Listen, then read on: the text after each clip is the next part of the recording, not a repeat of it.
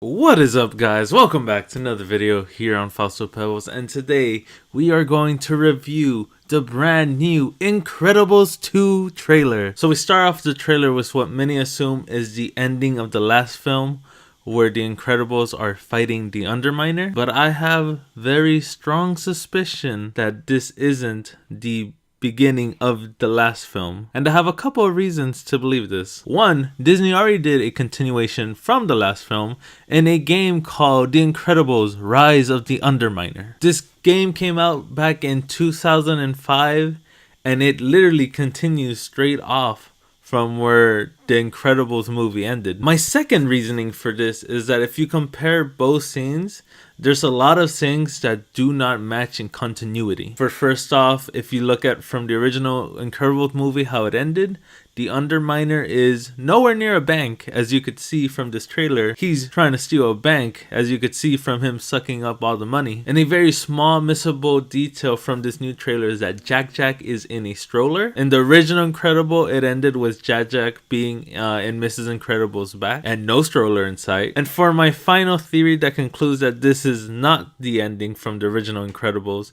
is that if you could hear Mr. Incredible, he says, "We meet again." We meet again! Which in The Incredibles was the first time they ever met the Underminer. So there is no possible way he could have met him again. So I think this is an entirely brand new scene set up for this movie, and it's not the original ending how people are claiming. And then as we continue on with the trailer, we have what I assume will be part of the main plot, being that they need the Incredibles back and they want a face to represent heroes of all kinds. So what better way than Mrs. Elastigirl? Or Elastigirl, I should say, not Miss Elastigirl. So I feel like in this one, the roles are going to be inverse, with Miss Incredible out fighting crime while Mr. Incredible stays at home watching the kids. And since he's usually the working man, he's not used to it, so he's struggling to be a part of the family and maintain it. I want to pause right here real quick. I want to nerd out over Dash's math book. That's not the way you're supposed to do it, Dad. They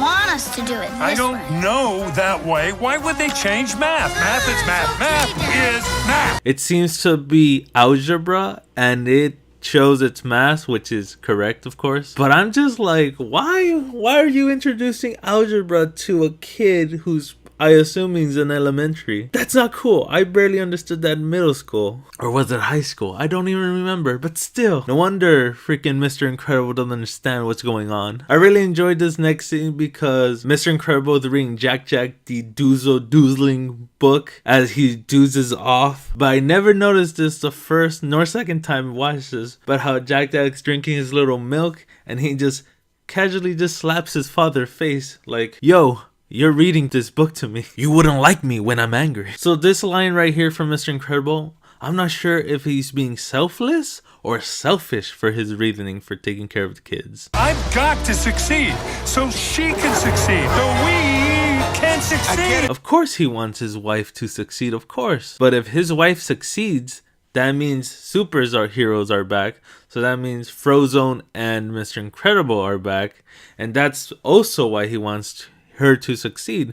So I'm not sure if he's doing this for selfless or selfish reasons. But you could see he just hates being the caretaker, especially for Jack Jack. I would imagine that would be an entire stressful type of thing. It made the last babysitter quit. I do like Egna's little dab at Mr. Incredible. Done properly, parenting is a heroic act. Done properly. I feel like that is a line not important to this movie, but also to this generation, because, you know, parenting is kind of going down the drain. Anyways, if you look at this very last scene with Mr. Incredible banging his head and you turn it sideways, I want to say that's a hidden Mickey right there. Overall, I'm excited for this movie. I feel like the roles are reversed here, with Elastigirl going out to do the adventure and Mr. Incredible staying at home for the first time probably in ever with the kids.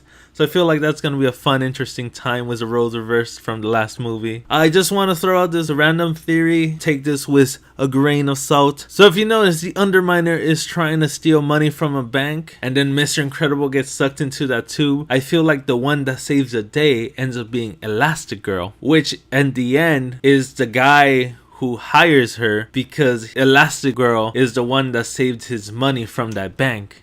And that's why he wants to reintroduce supers.